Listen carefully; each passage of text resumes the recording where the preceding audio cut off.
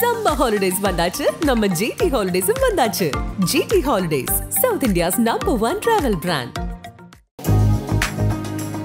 துலாம் ராசிக்காரர்களுக்கு உங்களுக்கு இந்த வருடம் சனிப்பெயர்ச்சி 6ஆம் இடத்திற்கு வருகிறார்.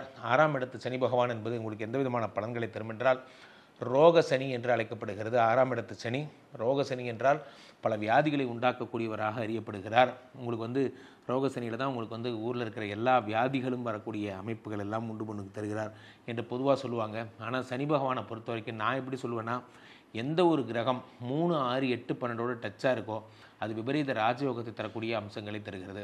சனி பகவான் உங்களுக்கு 6ஆம் வீட்டில் இருந்தாலுமே அது 3ஆம் பார்வையாக 6, 7, 8 எனக்கூடிய 8ஆம் இடத்தை பார்க்கிறார்.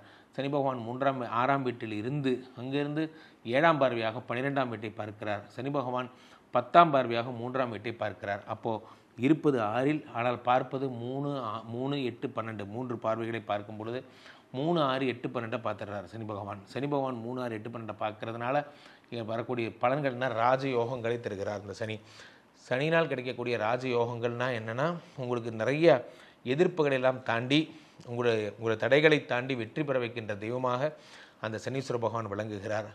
துலாம் ராசிக்காரர்களுக்கெல்லாம் மிகச்சிறப்பான ஒரு விஷயமாக கருதப்படுவது என்னென்னா, 9ஆம் வீட்டில் வரக்கூடிய குரு பகவான். ஓடிப்போனவனுக்கு 9ஆம் வீட்டில் குருன்னு சொல்லுவாங்க. குரு பகவான் 9ஆம் வீட்டில் இருக்கும்போது ஊரை விட்டு கூட ஓடிப்போலான்னு சொல்லுவாங்க. அந்த மாதிரி நீங்கள் குரு பகவான் 9ஆம் வீட்டில் இருப்பது மிக அற்புதமான ஒரு அமைப்பை குறிக்கிறது. இதுவரைக்கும் 8ஆம் வீட்டில் இருந்த குரு பகவான் இப்போது 9ஆம் வீட்டிற்கு செல்கிறார். 9ஆம் வீட்டு குரு பகவான் செல்லும் பொழுது பலவிதமான பதவி உயர்வுகளும் எதிர்பார்த்த கனவுகளெல்லாம் நிறைவேறக்கூடிய அம்சங்களும் ஏற்படுகிறது. 9ஆம் வீட்டில் இருக்கிற குரு 5ஆம் பார்வையாக உடம்பையும் 7ஆம் பார்வையாக 3ஆம் இடத்தையும் 9ஆம் பார்வையாக 5ஆம் இடத்தையும் பார்க்கிறார். 5ஆம் இடம் என்பது என்ன அப்படின்னா பெருஞ்சொத்து. அந்த சொத்துங்கிற இடத்துல ராகு இருக்கார். ராகு பகவானை குரு பகவான் பார்க்கும்போது குருச்சண்டால யோகம் ஏற்பட்டு பெருமளவு சொத்துக்கள் சம்பாதிக்கக்கூடிய ஒரு விஷயங்கள் எல்லாத்தையும் உங்களுக்கு குரு பகவான் தருகிறார். ஆக இந்த குரு தரும் யோக பலனாக நீங்கள் கருத வேண்டியது என்னவென்றால், பெரிய சொத்துக்கள் சம்பாதிக்க போகிறீங்க. 5ஆம் இடத்துல ராகு பகவான் இருக்கிறதுனால உங்களுக்கு பிள்ளை பிராப்தி, புத்திர பிராப்தி இல்லாமல் இருந்தீங்க.